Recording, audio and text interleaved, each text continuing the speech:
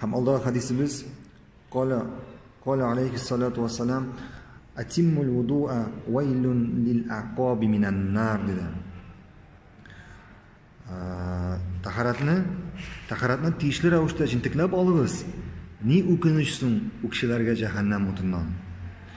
Ni o'kinishsin u kishilarga jahannam o'tidan dedi payg'ambarimiz sollallohu alayhi vasallam. Bunda so'z taharat turida boradi. Agarda biror kishi taharat olganda taharat olirga tiyishli o'rnina biror yerdan suv akmisha qolsa, Alloh taolo shu o'rnin aning qiyomat kunida o'tda yondirga mumkin. Shunga ko'ra biz taharatni olganda jintiklab, har bir yerdan suv tiydirib olirga tiyishmiz. Ham bu so'rovda bu taharat masalasida oxirshikdan ikkinchi oxirshikka yo'naladilar. Ya'ni bir oxirshik yerni yetkirib olmay, oshig'a salqin qori taharat masalasini, ikkinchi oxirshik ortig'idan tish keragidan ortig'in ko'rsatadi. Ya'ni bilganimizcha bizning sunnatimizda kelar har bir taharat Alloh so'rini 3 topqir yurgan. Sunnatimizda kelar.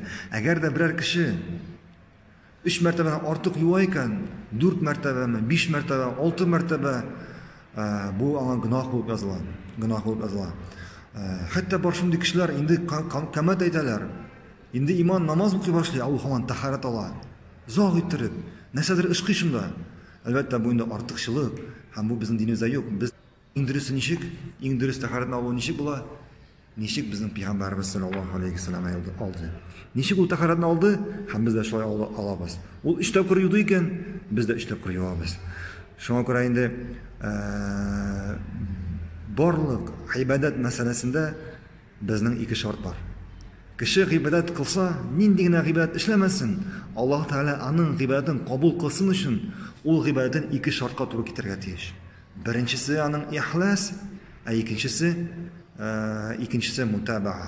Ixlos u kishi o'zining ibodatini bordek Alloh rizoligi uchun ishlaganda. Endi mutabaa kishi o'zining ibodatini ishli, nishik ani payg'ambarimiz sollallohu alayhi vasallam ishladi, ham u naqshlar ishlaydi. Ham shunga ko'ra endi agarda ibodatimiz shu 2 shartning birsini da bo'lsa to'g'ri kelmasa, Alloh taolo bizning ibodatimizni qabul qilmaydi. Ham endi bu taharat masalasida bizda endi o'zimizning taharatimizni payg'ambarimiz sollallohu alayhi vasallam nishib yetirib olgan, nishib yetirib bizga xabar etilgan, biz shunday yetirib taharatimizni olirga tegishmiz. Orttirmisha ham kimitmisha.